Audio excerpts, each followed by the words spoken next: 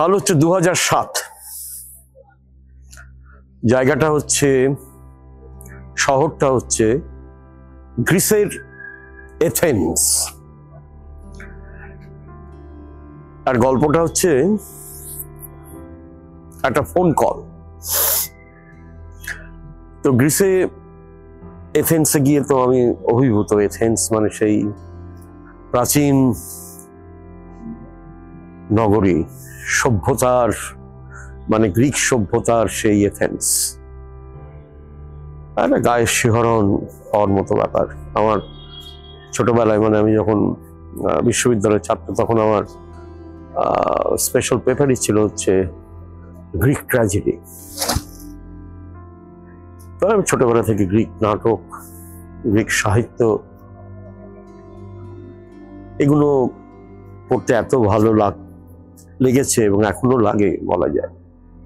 আমি আমার মধ্যে একটা কি বলবো মানে গ্রিক সভ্যতার প্রতি অনেকের মধ্যেই, বহু মানুষের মধ্যে, আমাদের অনেক বন্ধু বান্ধবদের মধ্যে একটা গ্রিক সভ্যতার প্রতি একটা অসামান্য ওই অসামান্য সভ্যতার অসামান্য সমস্ত সাহিত্য কীর্তি, দর্শন, এগুলোর প্রতি একটা ঝোঁক বাঙালির চিরকালে। গ্রিক মিথোলজি অতুলনীয়। গ্রিক মিথোলজি না পড়ে আমার মনে হয় কবিতা লেখা যায় না। তো আমাদেরকে এথেন্স কিন্তু অসম্ভব আধুনিক একটা শহর, ঝাঁ চকচক একটা শহর। এরকম ধাপে ধাপে ধাপে ধাপে ধাপে উঠে গেছে পাহাড়ের উপরে, আবার ধাপে ধাপে ধাপে ধাপে নেমে এসেছে। তার মাঝখান দিয়ে রাস্তা, তার মাঝখান দিয়ে হর্মরাজি, তার মাঝখানে বিশ্ববিদ্যালয়, তার মাঝখানে সুপার মার্কেট, এরকম সব চলেছে। এই 2007 সাল, তখন গ্রিসের অর্থনীতি প্রায় মানে চাঙ্গা করার জন্য অনেক রকম চেষ্টা হচ্ছে। গ্রিস থেকে প্রচুর যুবক চলে যাচ্ছে অস্ট্রেলিয়াতে, অস্ট্রেলিয়া, নিউজিল্যান্ড এসব চলে যাচ্ছে। আমার যে ট্যাক্সি চালক ছিল সে তো অস্ট্রেলিয়া চলে গিয়েছিল, আবার ফিরে এসেছে। বললো ওখানে ট্যাক্সি চালিয়ে অনেক বেশি লাভ হচ্ছিল, এখানে ট্যাক্সি চালিয়ে পয়সা পাচ্ছিলাম না। তো অর্থনৈতিকভাবে গ্রিসের তখন বেশ একটা ভঙ্গুর অবস্থা। আমাদেরকে যে হোটেলটায় রাখা হলো সেই হোটেল কিন্তু খুব, আমি তো খেয়াল করিনি প্রথমে, পরে লক্ষ্য করলাম যে সেটা হচ্ছে 5 স্টার হোটেল। আমাদের এখানকার 5 স্টারের থেকে অনেক চকচকে অনেক বেশি অ্যামিনিটিস আছে। তো আমি ঘরে ঢুকে গেছি।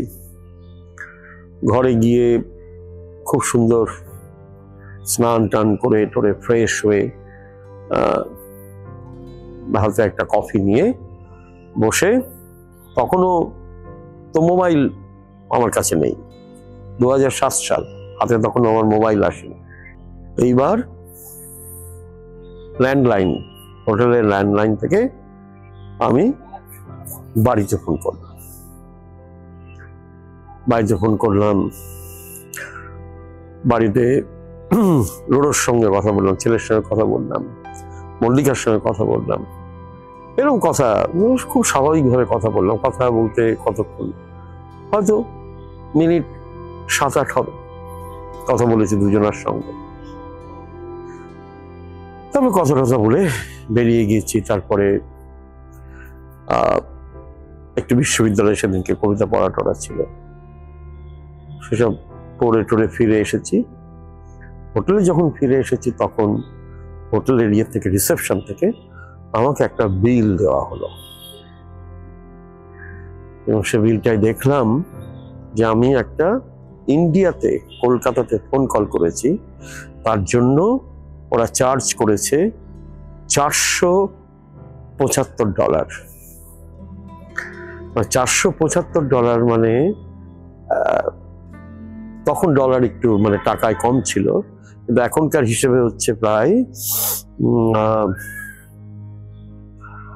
40,000 টাকা।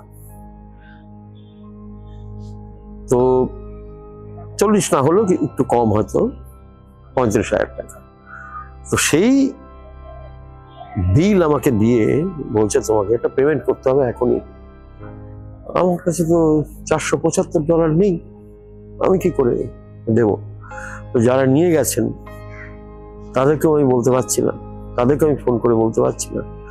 আর আমার তখন হয়ে গেল একটা বিরাট আতঙ্ক। ফোন দেখলেই ভয় লাগছে, ফোন ধরলেই যদি এরকম চার্জ বসিয়ে দেয় তাহলে আমি ফোনটা করবো কি করে? সুতরাং আমি অপেক্ষা করলাম, ওই ফোনও করিনি, কিচ্ছু করিনি। অপেক্ষা করলাম কতক্ষণে যারা অর্গানাইজার তাদের কেউ একজন আসবে, এসে বা ফোন করবে, এলে তাকে আমি বিলটা দেবো, দিয়ে বলবো দেখো আমার এরকম অবস্থা, আমি কি করে এই বিলটা এখন দেব। আমি তো জানতাম না, আমি তো দেশে ফোন করেছি, তার জন্য এত টাকা বিল হবে আমি তো কল্পনার বাইরে। তবে সব ওদের অর্গানাইজার যখন এলো আমি তাকে বোঝালাম, সব বললো, সে তো বললো এই তো মাথায় হাত, তারও মাথায় হাত, এত টাকা একটা ফোন কলের জন্য কি হিসেবে সে দেখাবে, কি হিসেবে সে দেবে এই টাকাটা। তো যাই হোক, সে কিভাবে কি করেছিল সেটা পরের কথা, কিন্তু গল্পটা থেকে যেটা আমার ঘোর শিক্ষা হলো, এবং সেটা খুব তখনকার দিনের ফোনের ব্যাপার ছিল, এখন তার কিছু নেই, এখন তো হাতে সবসময় মোবাইল থেকে যে দেশেই যায় না কেন, যে কোনো জায়গা থেকে হোয়াটসঅ্যাপে কল করা যায় বা হোয়াটসঅ্যাপে ফোন রিসিভ করা যায়। এখন এই সুবিধাটা তখন হয়নি, তখন ওই রকম ব্যাপার না। পুরো আমি 7 দিন ছিলাম গ্রিসে, বিভিন্ন জায়গায়, প্যারোস দ্বীপে গিয়েছিলাম।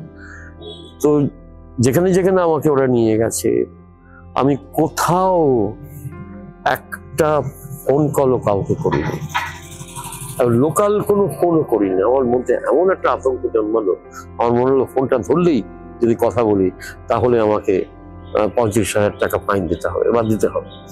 ফলে এইরকম একটা মানসিক অবস্থায় আমি কোনো ফোন না করে, কাউকে আর কোনো ফোন না করে আমি গ্রিসে ওই 7টা দিন কাটিয়েছিলাম।